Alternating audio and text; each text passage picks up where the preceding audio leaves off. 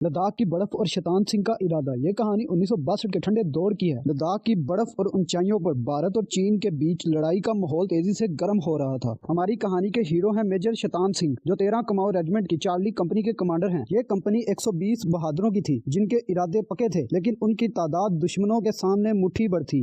Major Shaitan Singh का किरदार बहुत गहरा है। वो मुल्क से बेपनाह प्यार करते हैं, लेकिन उनकी खानदान की कहानी भी साथ साथ चलती है। उनकी बीवी शगुन कंवर हर पल उनकी सलामती के लिए दुआ करती है, लेकिन वो ये भी जानती है कि फौजी के लिए उसकी कुर्बानी सबसे ऊपर होती है। फौजी अपने हेडक्वार्टर से दूर एक दूसरे के साथ रहते हैं। उनमें मजाक करने वाला रामलाल, तजर्बाकार जमादार सूरजा राम, और वो नौजवान है जिसे जंग से डर भी लगता है मगर इज्जत का सपना भी देखता है, नन्ना। इनके आपस का प्यार और मजाक ही लड़ाई के खौफ को छुपाता है। दिसंबर की सख्त सर्दी का वक्त है। चीनी फौज बड़ी तादाद में सरहद के पास जमा हो रही है। चार्ली कंपनी को रेजांगला नाम की एक ऐसी जगह पर भेजा जाता है जो ऊंची पहाड़ी पर है, जो बर्फ और खुले मैदान में है। और सबसे बड़ी बात यह है कि वहाँ कोई बड़े हथियारों की मदद नहीं मिल सकती। मेजर शैतान सिंह जानते थे कि ये जंग उनके लिए कब्रिस्तान बन सकती है, लेकिन मुल्क की इज्जत से बढ़कर कुछ नहीं। वो फौरन अपनी पोजीशन को मजबूत करते हैं। वो मुखिया सूरजा राम जैसे जवानों को आगे की पोस्टों पर लगा देते हैं और रामचंद्र यादव को रेडियो के पास बिठाते हैं। यही रेडियो ऑपरेटर उनकी जिंदगी की डोर था, जो हेडक्वार्टर से जुड़ा हुआ था। हेडक्वार्टर में अफसरान के होंठ सिले हुए थे। ब्रिगेडियर और कर्नल को सख्त सच का इल्म था। मदद का आना नामुमकिन है। उन 120 जवानों को अकेला ही 3000 चीनी फौजियों की फौज के सामने खड़ा होना पड़ेगा, जब तक कि वो मौत को गले नहीं लगा लेते। ये वो सच है जो देखने वाले का दिल दहला देता है। हमला सूरज निकलने से पहले ही शुरू हो जाता है। बर्फानी अंधेरे में चीनी फौज की गोलियां और बम की बरसात शुरू हो जाती है। चीनी फौज की लहरें एक के बाद एक भारतीय पोस्टों पर टकराती हैं। मेजर शैतान सिंह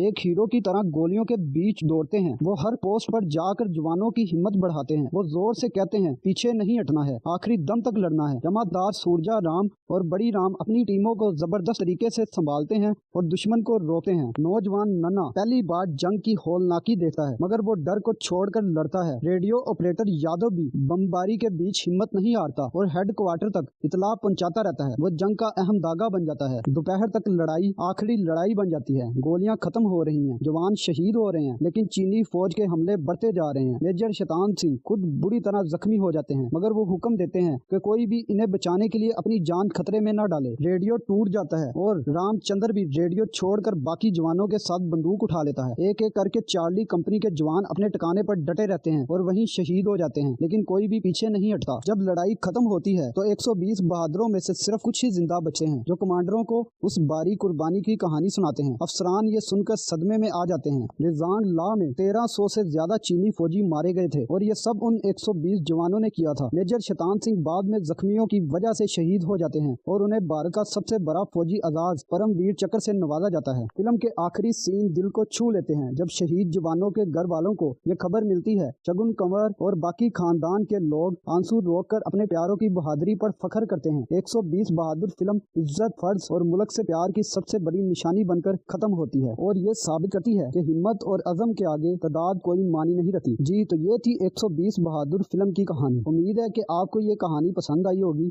अगर आपको ये कहानी पसंद आई है तो आप ये फिल्म देख सकते हैं। और अगर आपको मेरी ये वीडियो पसंद आई है, जो कि मैंने बहुत मेहनत से बनाई है, तो वीडियो को लाइक कर दें और चैनल को सब्सक्राइब कर दें। मैं आपसे मिलूंगा नेक्स्ट वीडियो में। तब तक के लिए पीस।